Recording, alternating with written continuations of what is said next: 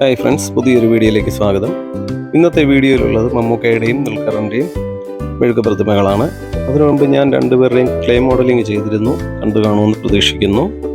Video skip ചെയ്യാതെ ഫുള്ളായിട്ടും കാണണം. നിങ്ങളുടെ സപ്പോർട്ട് മാത്രമാണ് എന്നെപ്പോലുള്ള കലാകാരന്മാരുടെ ഒരു ഊർജം.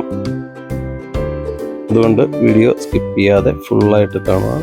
നിങ്ങളുടെ അഭിപ്രായങ്ങൾ അറിയിക്കുക. Thank you friends.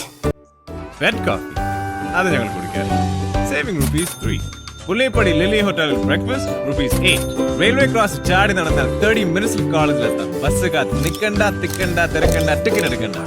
നടപ്പ് ഹെൽത്തിന് നല്ലതാണ്. Health is well, free of cost. Saving ₹5. നീതി ക്യാൻറ്റീനിൽ ലഞ്ച് കനിയൻ ഫയർ ₹10. 4 മണിക്ക് റോഡിൽ നിന്നൊരു black tea with sugar 3 without 2. Snacks ഇല്ല, അത് കട്ട്. പിന്നെ ഡിന്നർ അത് തട്ടുകടയിൽ. പൊറോട്ടയ്ക്ക് 4, സ്ഥിരം കസ്റ്റമേഴ്സിന് 3, ബീഫ് ഗ്രേവി ഫ്രീ, പീസ് കിട്ടിയ ലോട്ടറി.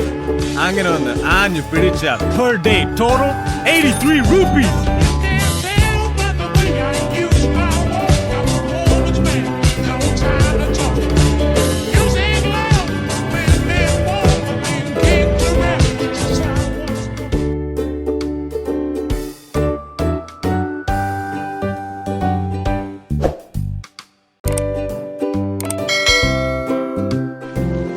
ഒറ്റിക്കൊടുത്താൽ കിട്ടുന്ന നക്കാപ്പിച്ച കാശിനായിരുന്നെങ്കിൽ ഞാനത് പിച്ചയായിട്ട് തരുമായിരുന്നല്ലോ.